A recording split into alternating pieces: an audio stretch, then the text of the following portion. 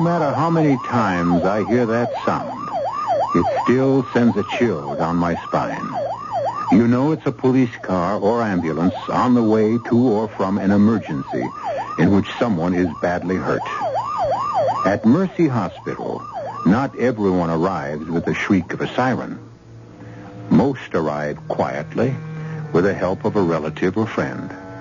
Some come alone, hoping against hope that the grasping pain around the heart is only indigestion. A few come under their own power, sheer willpower that keeps them conscious against all of the body's desire to give up, but hoping, as we always hope, that the bell has not yet tolled for us. Hear that, Chief? What, Dr. Grant? Siren. Oh, I hope it isn't one of our ambulances. Well, 10 to 1 it is. It was one of those nights on emergency when... Help. All right, Toby, give me a hand. Yeah. Orderly, get that rolling cart. Oh, it's heavy. He's just about unconscious. Where are you hurt, sir? Stomach. All right, orderly. Take him from Dr. Grant and let's get him on the cart. Easy now. On his back. Gently. Oh. What is it, Dr. Peterson? Appendix? You won't ask me that now. I've opened his jacket. Look at that blood on his shirt. What is it, then? Get me some swabs. This man's been shot.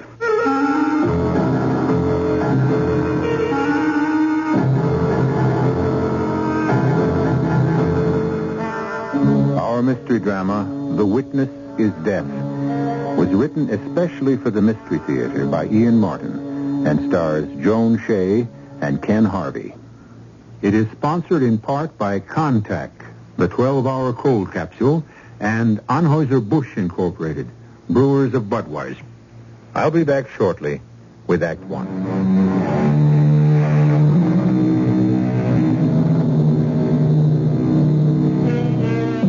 A man has been shot. How? Why? Who is he? By whom was he shot? A jealous husband? A jealous wife? In anger or cold-bloodedly? Sheer accident or with malice aforethought? All these questions must wait as Dr. Brian Peterson works quickly and deftly, knowing this man is on the borderline between life and death, and trying to find out who he is. Can you give us your name, sir? I don't know. You don't know your name? No. Who's shot?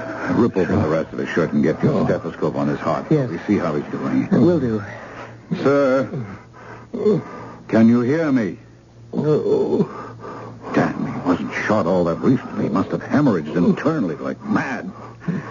Orderly, you and the nurse take him straight to emergency. Alert Dr. Aiello. We're going to need anesthesia. He doesn't look like the kind of man to get mixed up in a shooting. Looks can be deceiving, as you'll find out. MS intern. Is he going to die? Not as long as he's breathing. Nurse, get me some gloves. I want a good look at that bullet wound. Swab out the area again, Doctor. See the wound? Yes. It's small. Definitely point of entry. Just one shot. That's all I see. All right, thank you, Miss. Oh, get me a probe and some retractors. Thank you. Now, let's have a better look. It was no toy bullet. Heavy .38 could be a police special. And the bullet's still inside. All right, get us an emergency OR, Doctor. We're going to have to go in. Doctor, should you risk operating without a release? I mean, who knows who this man is? Oh, we have information. We know he's white, male, and from his hands, I'd say some kind of workman. The police will have to take it from there. Murder. Someone tried murder. All right, sir. We are doctors. You're in a hospital, and you're safe now. What's your name? Name. No. I don't remember nothing except tried murder. Okay, Tovey. Go call the police. Then come up to OR. You can scrub and assist me on this one.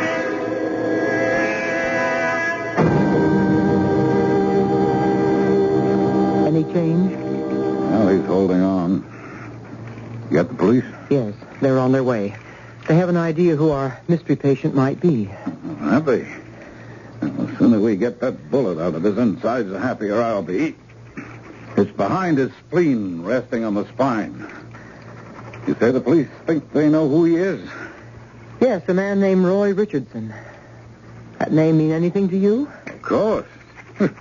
Don't you dames ever read the papers? Of course not, Doctor. We're always too busy curling our hair or recoloring our nails. Oh, don't get your back up. Well, then stop looking down your nose. I happen to have been on duty 60 hours out of the last 72. No, I haven't read the papers. Who is Roy Richardson? You know who Augie Larch is. Well, he'd be a little hard to miss. Our big-time racketeer who got nailed on income tax evasion and is about to go on trial? Yep, you know why. Oh, because someone in his organization was willing to turn state's evidence in order to... Roy Richardson. That's the guy's name. Yeah. He's a witness. If we can bring him through.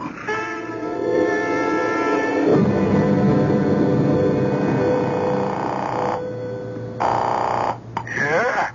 Augie? Yeah, who's this? Johnny A. Johnny Angel. Where are you? The hospital. You know that. You dropped me after we fought. Okay. I just had to be sure. Your phone safe? Yeah. It's a public phone right here. When you hold a big yap, just give me the number. I'll call you back on a safe phone.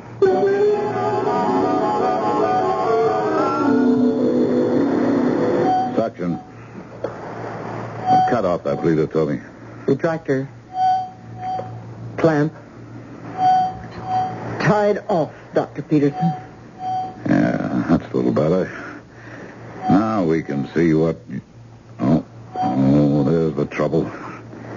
It's a big slug with lots of velocity. Must have bounced around plenty. Bullet forceps, nurse. There's the baby. Yeah, 38, all right. Soft-nosed. Just hope we don't have too many intestinal perforations. Hold on to that, nurse. Please hold on to it. I don't see any damage to the vital organs. Mr. Richardson is still going to be lucky to pull out of this one. And even if he does, to stay alive. One way or another.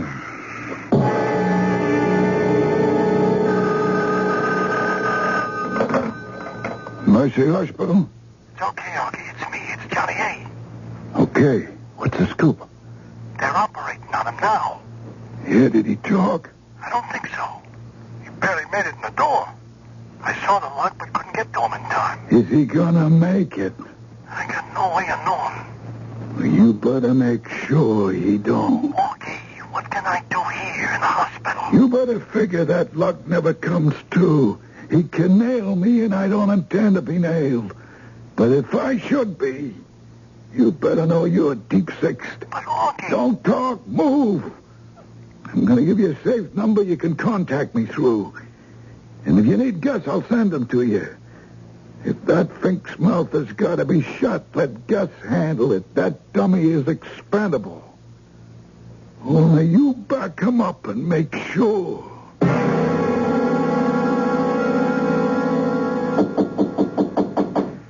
Come in. Dr. Peterson? Oh, yes. Detective Sergeant Sam Marshall. Oh, how are you, Detective? I'm sorry to have kept you waiting, but I just got down from the operating room. How's your patient? Good constitution. He came through a very tough operation very well. He's going to live then? Well, I can't tell you that. The next 24 hours will tell. I understand he was in no condition to talk when he got here. That's right. Or give his name? That's right.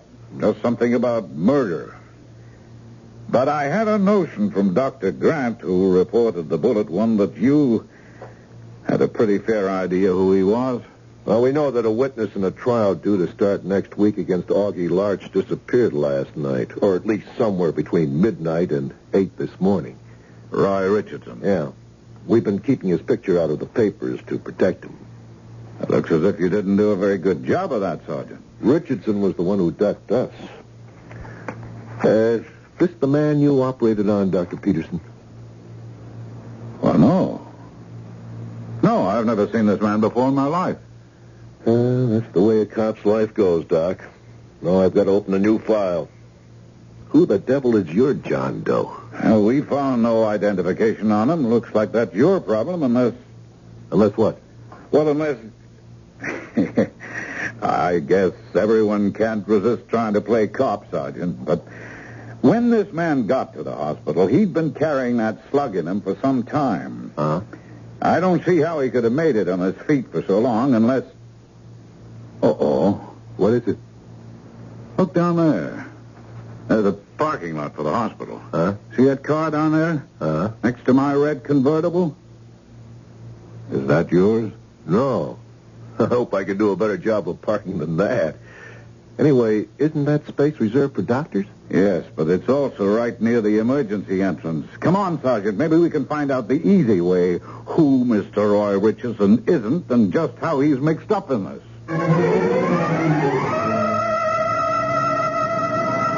There's blood all over the seat. Don't touch the wheel, Doctor. You find anything? Registration for the car. Joseph C. Wilson, 1440 Floraville Avenue. Height 5'11", 1/2. Weight 170. Eyes blue gray. Hair light brown. Age 36. Sound familiar? Yes, that could be the man I operated on. Description fits. Apex Insurance. In case of accident, notify Mrs. Joseph Wilson. Let's go do that little thing, Doctor. You know this Wilson? I mean, was he another witness? Never heard of him. But I'd give a lot for a few words with him. Richardson is still missing, and my hunch is any deal he thought he could make with Augie Larch was one way. The odds are that Richardson is already at the bottom of some convenient lake. The big question is, did they intend to dump Mr. Wilson there, too? Or was he one of them and something went wrong? Either way, you've got to help me get something out of the guy.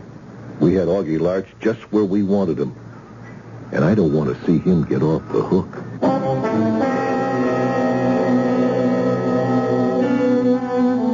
All they that take the sword shall perish by the sword. Is Joe Wilson's fate just retribution? Or is he an innocent victim? Is he another unfortunate possessor of information about the illegal operations of a ruthless criminal?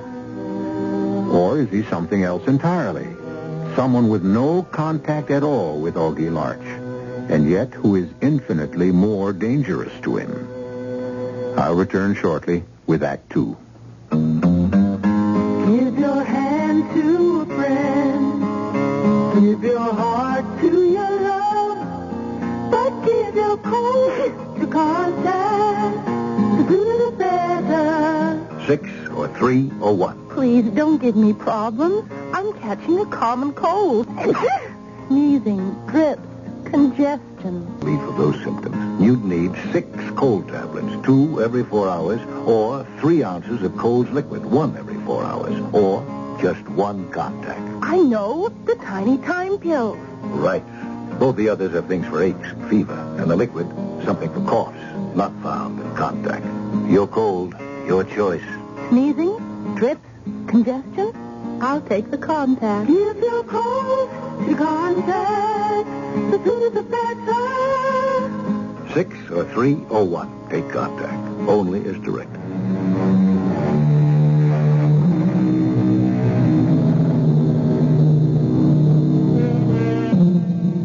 At the hospital, in the intensive care unit, lies the man for whom we seem to have found a name. But while the doctors monitor and fight to save the patient's life, Detective Sergeant Sam Marshall doggedly follows his job of finding out if he really is Joseph C. Wilson. And if he is, who he is, what he is, and what led him to being the target of a perhaps lethal bullet. As soon as the necessary police machinery has been set in motion, he goes personally to interview Joe's wife, Helen. And I was frantic. I was just going to call you. The police, I mean. Now you tell me this. How could anyone ever shoot my Joe? Well, the point is somebody did, Mrs. Wilson. Now, I've seen a picture of him. There's no doubt it's your husband. But why? Joe didn't have any enemies. Not that kind, anyway. What does your husband do for a living? He's a plumber. Does he have a partner? Work for a firm? No, he's just in business for himself. Does he stay out much nights? Oh, not Joe. Outside of his work, the kids and me are his whole life. How many children do you have? 2. Mm-hmm. Ronnie, he's 8, and the baby, Sue Carol, she's 3. How come he went out last night? Well, it was an emergency call. Know from whom? Oh, yes. The Bensons, up on Long Ridge Road. They're old customers and kind of friends, so that's why he went out so late. Would there be any reason for him to come back by the old high road? Yes. Yes, he's stubborn about some things. It's a shortcut, but... But what? I've asked him not to use it. There are so many blind curves, and it twists, and it's narrow, and it's all full of potholes, and... Well, nobody uses it much since it's so deserted, and since you... If you do meet someone coming the other way, it's so easy to have an accident. I was always afraid, and now he's had one. Please, I want to go to my husband. I want to talk to him.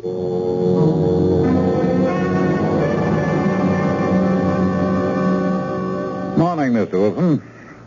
I'm Dr. Peterson. What am I doing, Doc? Thanks to a good, strong constitution, fine. You got any pain?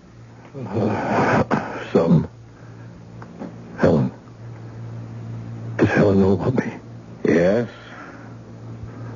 What happened? Oh, just that you were shot. That's all any of us knows yet. There is a detective of police down in my office who would like to... No. I want to see my wife first. Yes, she's right outside. Nurse, you can get Mrs. Wilson and bring her in. Doc. Yes? Could I see her alone for a minute? Well, if you promise not to overexcite yourself. I don't want to scare you, but you're a long way from being out of the woods yet. I promise. Joe, darling. Helen, baby. You all right, honey? You know me. I can eat anything, even all that slug. Well, I'll give you two a moment alone. Come on, nurse. Joe, what happened? They gone. They just stepped outside the door. What are you mixed up in? I'm not mixed up in anything. Why are you so scared? You got shot, didn't you? I want to know why. I can tell you, but I'm not so sure about... Oh, why did I take that shortcut after all the times you asked me not to? Helen, I think I saw a guy murdered. And I don't want to start throwing any weight around, Doctor, but if there's any possibility your patient in there may die, I need a statement and some information from him. I don't know if I can permit that, Sergeant. His wife was allowed to see him this morning. Only for a little while, and only if she didn't allow him to get overexcited. I promised to take it easy. It's just... Well, Roy Richardson is still missing. Without him, we have no case against Augie Larch. Very well, then. But a few minutes. And I'm going to be in there to make sure you don't upset him. Be my guest. Why should I upset him if he's got nothing to hide?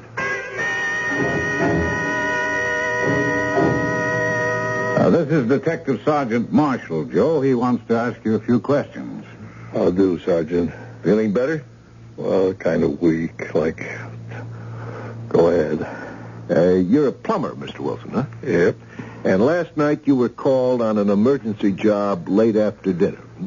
That's right, the Bensons.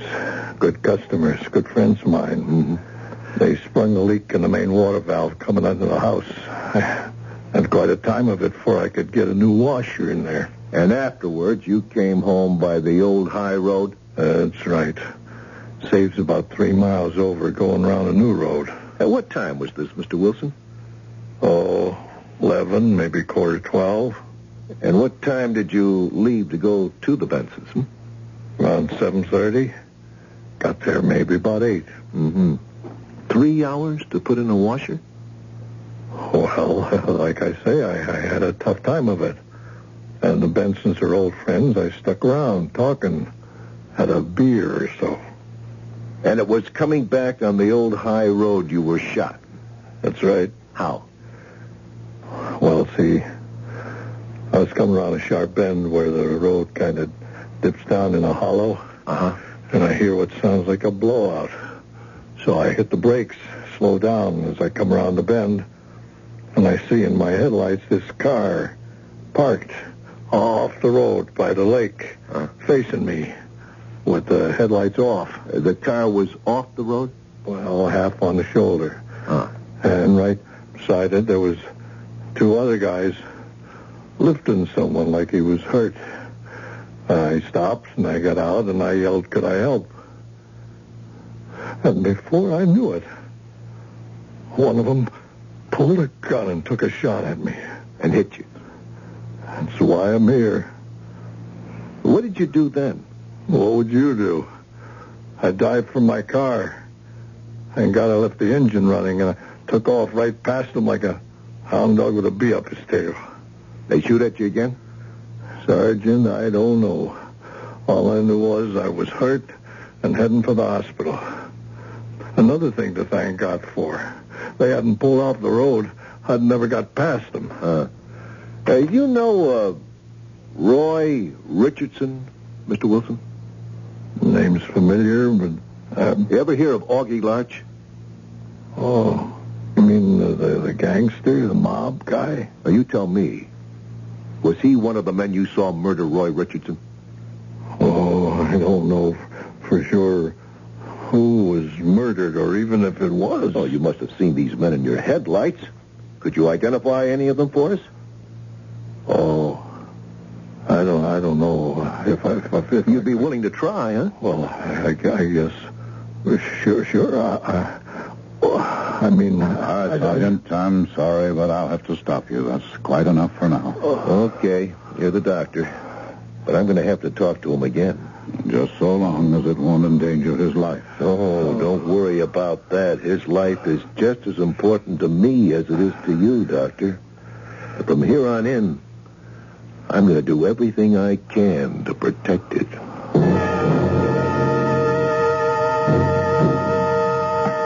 I haven't told the kids about you yet, Joe. Because all day I've been doing a lot of thinking. What kind of thinking, Helen? You got yourself mixed up with some real bad, no-good trash. Don't you think I know that, hon?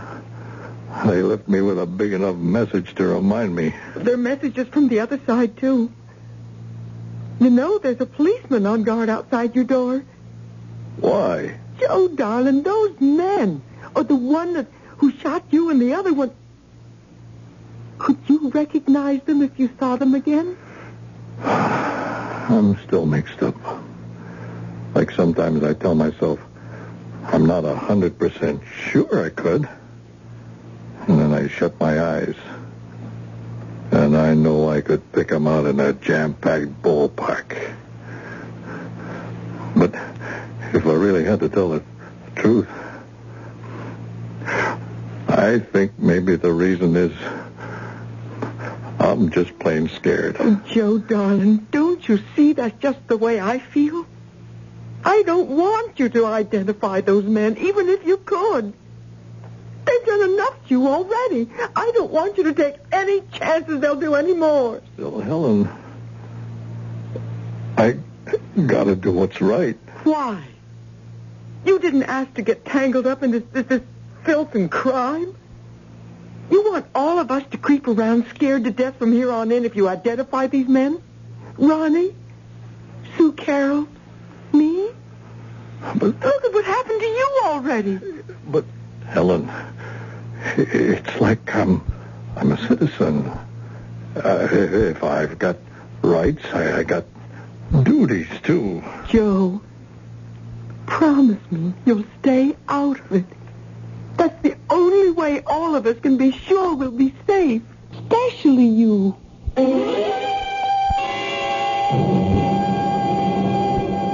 You're sure, Sergeant Marshall? Positive identification, Doctor.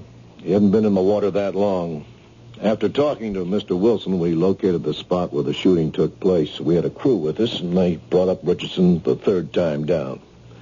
Bullet through his head. So there goes your witness on the evasion of taxes trial. Small potatoes. Now we can get him on a bigger rap. Murder? If your patient, Mr. Wilson, comes through. Can I see him now?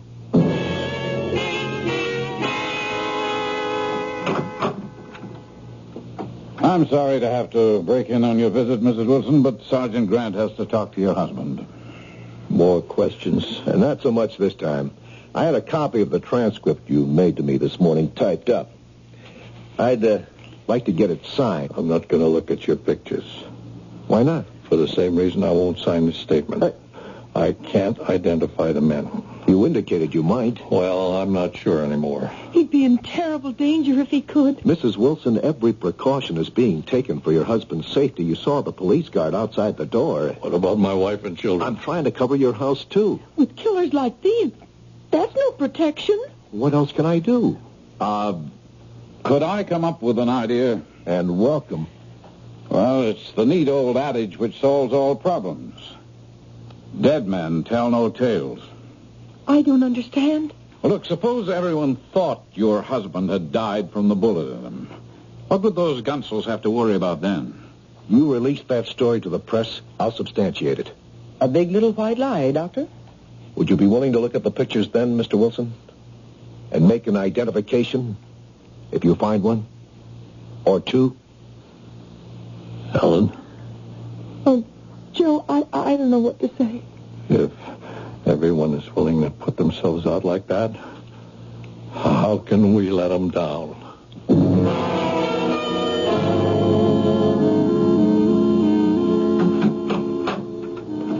Morning, Joe. Well, how's it going today? Well, I ain't ready to take on Muhammad Ali, but I'm getting there. Well, this may give you a lift. The morning paper, page 1. Shooting victim succumbs. Joseph Wilson, age 37, died at Mercy Hospital last night as the result of a mysterious bullet wound inflicted while he was driving along the old high road. Wilson, a plumber by trade, leaves a wife, Helen, and 2 children, ages 8 and 3. Let me see that. Well, you have the right. Not many men get to see their own obituaries. Sure gives a man a funny feeling. I'll bet. The victim's will said he will be buried in Clendon Cemetery. That policeman sure did it up thoroughly, didn't he? Well, they could scarcely release a story that you died without being nice enough to bury you. At least now the killers are off your trail. Hello, Augie? Johnny A. You seen the papers this morning? Good news, nothing. Forget it. I'm telling you, the guy ain't dead. About a half hour ago, I seen his wife sneak into the hospital. And just to make sure, I took a chance and went by his room at the hospital just a minute ago. There's still a cop outside the door. You don't need fuzz to guard a dead man.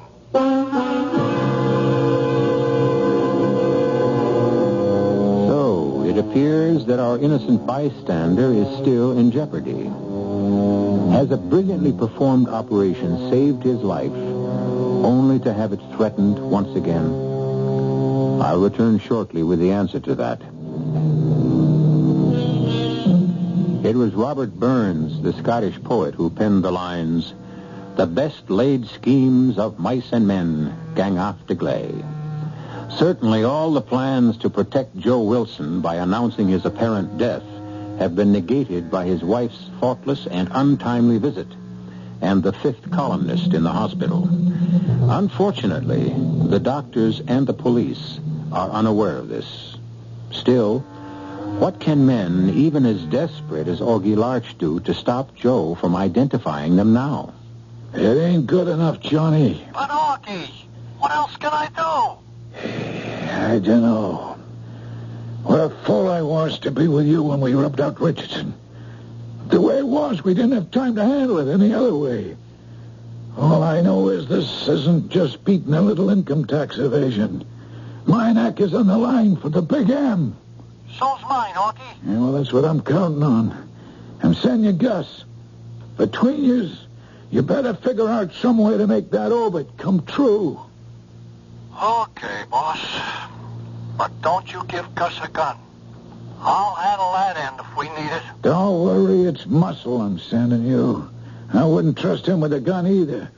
But don't forget, I don't care how you do it, but I want that witness dead. Like I said, it's my neck on the line too, Augie.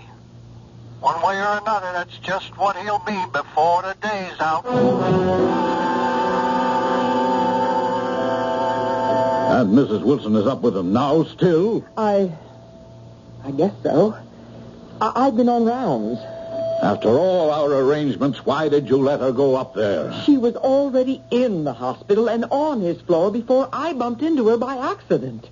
I tried to argue her out of it, Doctor, but she insisted on seeing him. Yes, and if those mobsters are having the hospital watched, the whole cover scheme may be out the window by now. Well, even if he was dead, she had a right to come and make arrangements for his funeral. Yes, I suppose. But when Sergeant Marshall turns up, he'll probably blow a gasket. But the damage, if any, is done already, so there's no use our getting excited about it. One thing we can do. What? Smuggle her out of here the best way possible without a chance of her being seen. Fourth floor nurse's desk. Well, this is Dr. Peterson. He is? Oh, yeah, well, would you tell him I'll be right down? That's the sergeant. He's downstairs. Now, look, Toby, I'll go down and delay him a little. We can't wait for dark. You go along to the room and get Mrs. Wilson out of there. All right. I don't care how you do it, but if possible, without being recognized. Honey, I don't care how long you argue with me. You're not going to change my mind. Joe, why should you risk your life? Ellen, I know you love me. But you should have gone on out to Dayton with the kids like we planned. You took an awful chance coming here today when I'm supposed to... I know. But I told you. I sent the kids off last night, and your mom and pa were going to meet them. I couldn't go, Joe. I laid awake all night worrying about the chance you're taking. And I had to come to ask you not to take it. Baby, I'm a citizen. It's my duty. I'm sorry to break in on you, but Sergeant Marshall is downstairs and on the way up. Mrs. Wilson, I think you'd better get out of here. Helen, you listen to the doctor and me. You go. You let me do what I have to. Joe. If I'm going to live, I have to live with myself. And there's only one way I guess I can do that.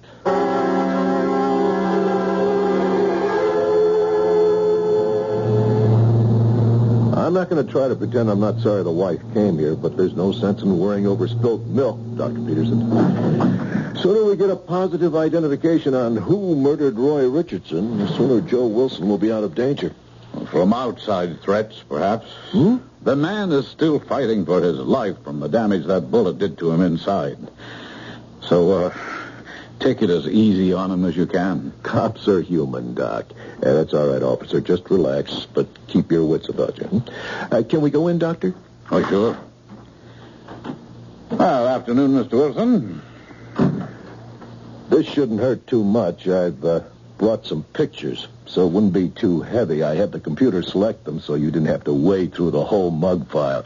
For example, this here first one. Do you recognize him as one of the men you saw carrying Roy Richardson's body the night of the murder? Well, why, that's, I seen his picture in the newspapers. Yeah, he's a prominent man. Was he one of them? I like to get something straight first. Ask. If I identify the guys, what happens then? Oh, we pick them up and arrest them. And I'm out of it? Well, not exactly. Why not? Because your statement would not be admissible in court unless you're there to be questioned not only by the state, but counsel for the defense. Due process of law. I see. Why do you ask? It's all right, I'll get that. Because I'm afraid Yes? my wife will feel I sold her and the children down the river. It's the other way. You're buying her, your children, and yourself freedom from fear. I'm sorry, there's some flowers for Joe's special receipt requested. Flowers for a dead man, huh? There's a card. Here.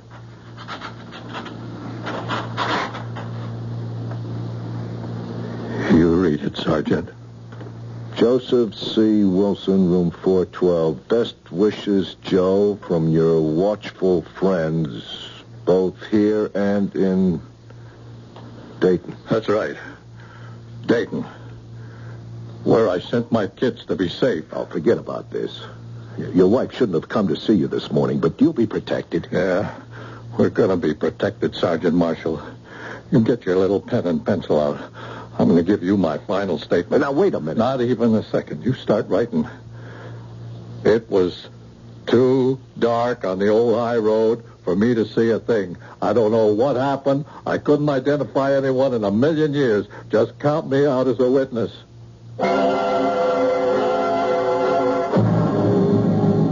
Oh, Toby, you look bushed.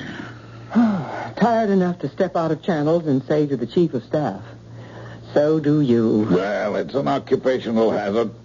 Can't you take a break? No, sir. I have emergency clinic from 8 to 12. How about you? Oh, 24 hours a day for me. Cheer up. The further you go, the worse it gets. Well, happy clinic. Oh, it shouldn't be too bad. It's a Tuesday. Tuesdays always seem to be slow for some reason. Well, then, let's hope it runs true to form. Okay, Gus. Let's try to forget your belly and concentrate on what you need clinic service for, huh? Oh, yeah, sure. I got a bum ankle. Yeah. Concentrate on your ankle. Yeah. It's sprained. It hurts like hell. Maybe it's even broken. Okay? Yeah. Now, it's dark enough. Let's go. Next? Hi, Doc. Not so busy tonight, huh? Which makes doctors thankful for small mercies. Oh, I guess you are right. What's the matter with your friend? Well, we was visiting a friend here in the hospital. Yeah. And on the way out, I turned my ankle on a step coming down from the front door. Oh, the pain. On the steps down, leaving the hospital? Well, let's have a look. Which ankle? The right, Doctor. Yeah. Well, I don't see any evidence of... Well, now we're all alone. Can you see this, Doctor? A gun? That's right. Well, you must be paranoid. One shot in this whole hospital. Wouldn't hear a thing. New silencer, see? Close the door, Gus. Right. What is it you want? Get us in to see Joe Wilson. And get us out with him. You ought to be able to figure a way. But real quick. Do you really think you can parade me through the hospital at the point of a gun? Even a silenced one? No parade, Doc. Nobody's going to pay us any attention. You're already dressed the part. Gus on a rolling cart like this here. You get me a set of whites like an orderly. We're taking poor Gus and his badly sprained ankle to X-ray or wherever. Now let's stop stalling and get moving. Okay, Gus, you just lie down. Yeah. Now, Doc, you on the front end of the cart, and me pushing on the back. Only stay on the side, real close. Feel the gun. What are you going to do with Mr. Wilson when you get there? Get rid of him. But I promise you, he hasn't identified anyone to the police. He ain't gonna have the chance. And what about me? You're not so hot at guessing, are you, Doc?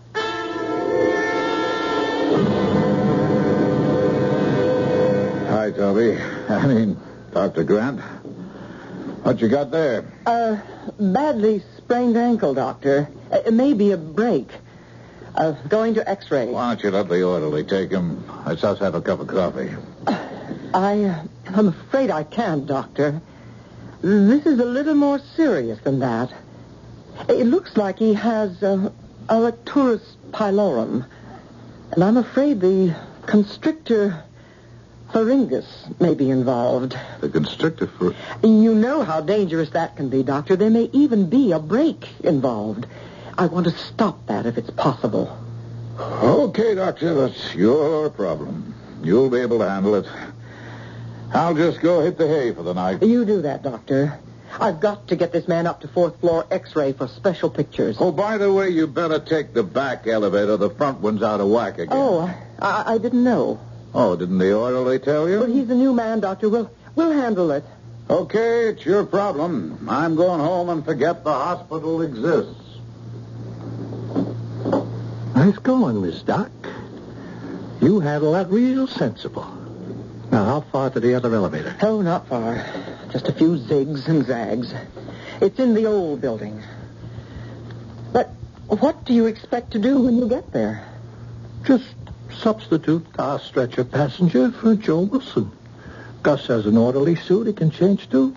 Then we just wheel our patient back down and out of your life.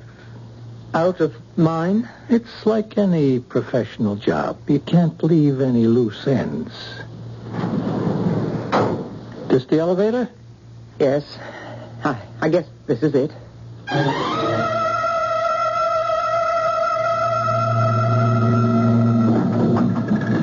Now look. This is the last lap. So far, everything has gone pretty smooth. Well, let's keep it that way. Okay, Gus, you all dressed? Yeah, these white things feel nice. Fine. Just let's concentrate on trundling this cart past that cop with the doctor's help and pick up our boy. Now, when we get to the cop... You already got to him, Johnny Angel. That's a police positive in your back. Just don't move. Or you, Gus. I got 3 guys covering you. Step aside, Dr. Grant. Don't try it. Oh, damn. You shot me. I warned you. Okay. Oh, I guess you got me all the way. But Augie Larch ain't getting off scot-free. Don't worry. Joe Wilson will be able to identify him now. How come you nailed me? Oh, you shouldn't fool around with doctors, Johnny, eh? Male or female. You're just not smart enough. What do you mean? Well, you tell him, Doctor. Well, Gus was supposed to have a sprained ankle. When Dr. Peterson asked me what was the matter with him, remember what I told him? Some double talk. I said he had an erecturus pylorum. Yeah, what's that mean? It's a very small muscle at the base of the hair follicles. You gave me the old double O. Yeah, not the ankle. A muscle at the base of each hair in your head. It's enough to make your hair stand on end. Isn't it, Johnny Angel?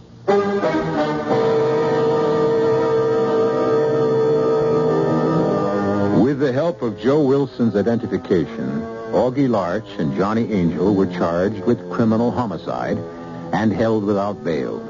Later, both were convicted and sentenced to maximum terms. Joe recovered successfully, and he and Helen subsequently had 2 more children. It's really another story with a happy ending, more or less, except for one thing. In the state where our story took place, murder in the first degree is, once again, the death penalty. I'll be back shortly.